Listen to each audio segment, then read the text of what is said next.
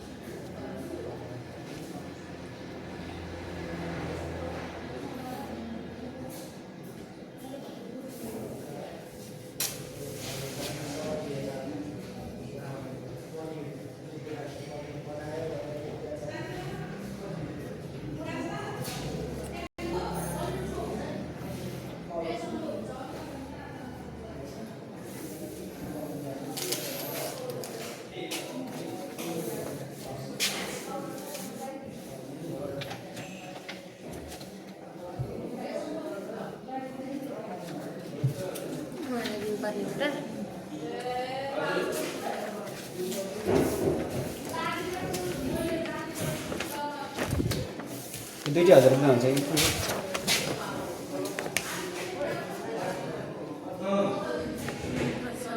त्यो दुईटी phone number र इमेलको लागि यो पठाउनु पर्छ।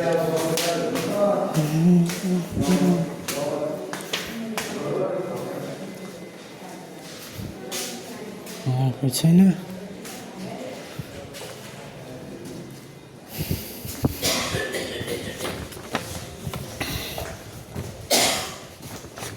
सर यो भयो भयो ल यति नै हो। अब यो अरूतिर पनि देखाउँदा यो देखायो भने तिमीलाई सजिलो हुन्छ ल बुझ्यौ नि कुरा। ल अब यो बोकेर खानु हराइकन है। अब अर्को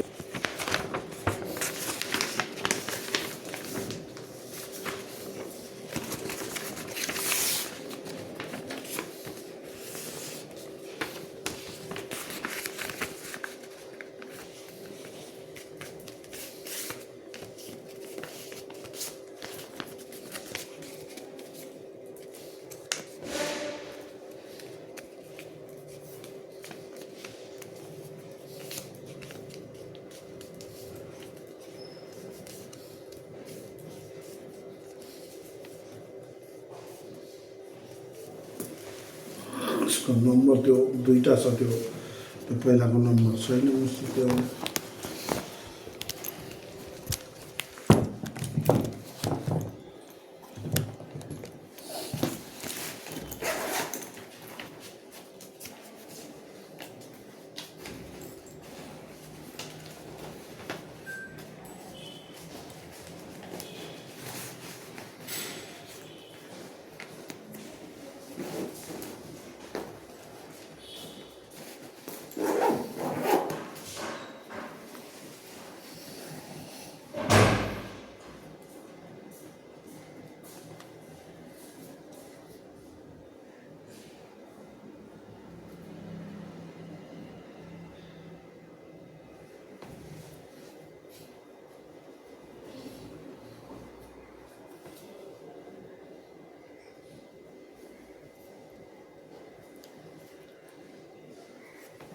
यहाँ फोन नम्बर पनि लेखिदिएको छु। यो मान्छेलाई पैसा सैसा कुरा नगर्नु, तपाईँले यसो सहयोग गरिदिनु पऱ्यो। यताबाट अब म फेरि ताप्लेजुङ जाँदैछु होइन, मलाई त्यहाँनिर चाहिँ यात्रा गर्दाखेरि सजिलो होस्, यसो होटलहरू एक दुईवटाको फोन नम्बर तपाईँ दिनु पऱ्यो भनेर भन्दा उसँग फोन नम्बर लिनु, ट्याक्कसँगले त्यो नम्बर लिएर गयो भने तिमीलाई यसो सपोर्ट गर्न सक्छ। ल म यति मात्र भन्छु कि म 77 जिल्ला घुम्नको लागि आएको छु र यहाँ नगरपालिकामा जाँदाखेरि के पत्र भन्छु नगरपालिकाको कुरो गरिराख्नु परेन यो मान्छेसँग। म यसरी साइकल यात्रामा हिँडेको होइन। अब म फेरि ताप्लेजुङ तेह्रथुमसम्म जाँदैछु, मलाई त्यहाँको दुई चारवटा यसो चाहिँ होटलहरूको यसो सहयोग गरिदियोस् भनेर तपाईँबाट नम्बरको लागि आएको भनेर भन्नु बुझ्यो। अब उहाँले चाहिँ के भन्छ भन्दिनँ अब भनेन भने कुरो सिद्धिको भनिदिन पनि सक्छ नि। तपाईँले नेगेटिभ कारण पहिल्यै बाजे किन नेगेटिभ कुरा लिने। अनि उसले केही सपोर्ट ल फलाना ठाउँ उसले चिनेको ठाउँमा यसरी एउटा साइकल यात्री आउँदैछ यसलाई यसो एक साथ खुवाइदिनु भनेर होटललाई भनिदिन सक्छ। अथवा यस्तै तपाईँले एउटा चाहिँ भेटघाट गरेको होटल एसोसिएसनको चिठी बनाइदिनु भनेर भन्यो भने त्यसले तिमीलाई उता अरूतिर सपोर्ट हुन्छ नि त। म यसरी आएको भन्नु जसरी यहाँ नगरपालिकाको बनायो हो त्यसरी नै बनाउन तिमीलाई सपोर्ट हुन्छ। बुझ्यो कुरा मैले भनेको। बुझेँ तर उहाँलाई चाहिँ हुन्छ कि हुँदैन त्यहाँ अब पहिला भेट न गर त्यहाँ नम्बरसम्म सबै दिएको छु त मैले यहीँ पर्तिर छ। तपाईँ कल गरिदिउँ न कि एउटा साइकल यात्रा जाँदैछ यस्तो भनेर केही छ यातायात सहयोगको लागि।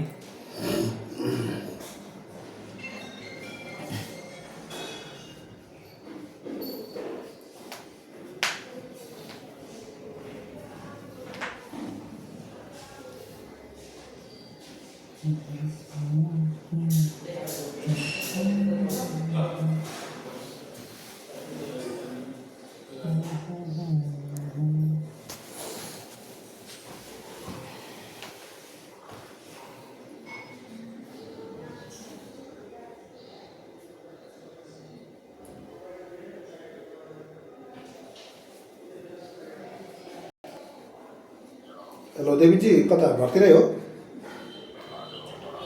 यहाँ एउटा रौतहटको भाइ साइकल यात्रा भनेर एक्लै आइपुगेको रहेछ। नयाँ नयाँ मान्छे रहेछ। फेसबुकबाट यसो 2-4 ठाउँको गएको ठाउँको फोटो खिचेर हाल्दो पनि रहेछ। अनि 5 थर ताप्लेजुङ हुँदै तेह्रथुम जान्छु भनेर भन्दैछ कि तपाईँसँग त्यो भेट गर्न आउँछ त्यो भाइ। यसो त्यो 5 थर ताप्लेजुङतिरको यसो उसलाई के अरे त्यहाँ गएको बेला निःशुल्क यसो सहयोग गर्न सक्ने यसो 1-2वटा होटलहरूको त्यो ठेगाना सेगाना गरिदिनु न ल। ल गरिदिनु।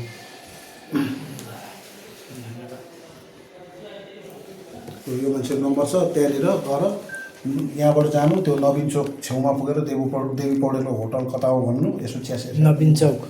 नवीन चोकमा पुग्यो। त्यहाँ मूर्ति छ। मूर्ति त यता चाय बगानमा छ त्यता जानु परेन सिधै जाऊ। यहाँबाट यो जुन चोक बजारबाट आयो नि हो त्यहाँ बिचमा एउटा बाटो उप्रेती सिधै उप्रेती बजार हुँदै जानेछ नि हो ती छेउमा छ। त्यहाँ पत्ता लगाएर जाउँ न देवी पौडेलको होटल कता छ भनेर। त्यहाँ राष्ट्रिय वाणिज्य ब्याङ्क छ कि राष्ट्रिय वाणिज्य ब्याङ्कबाट उत्तरतर्फ एउटा बाटो गएको छ ती भेटिहाल्छु। होटलको नाम हो त्यहाँ लेखिदिएको छु त पढ त पाहुनाघर लेखेको छु। त्यहाँ राष्ट्रिय वाणिज्य ब्याङ्क छेउमा पुग्नु र अनि त्यहाँबाट फोन गर्नु त्यहाँ गोजीमा हाल्नु तिमीले।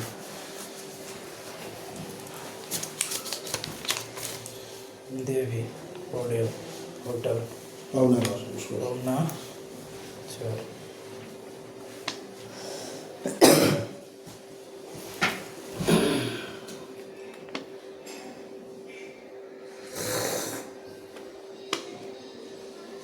होटल पाहुना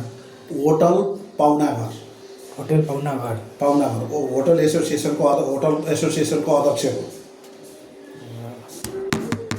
ठिक छ अब यहाँ केही त भयो यहाँको सबै। यहाँ मेयरज्यू भएको भए यसो तिमीलाई 2-4 सय दिलाउन सकिन्थ्यो। मेयरज्यू हुनु न त्यो केही हुनु ल ल अब चाहिँ यहाँको पनि पेपर बनिसक्यो बनाइदिएमा अब फेरि नि अगाडि हिँड्नेछु ल।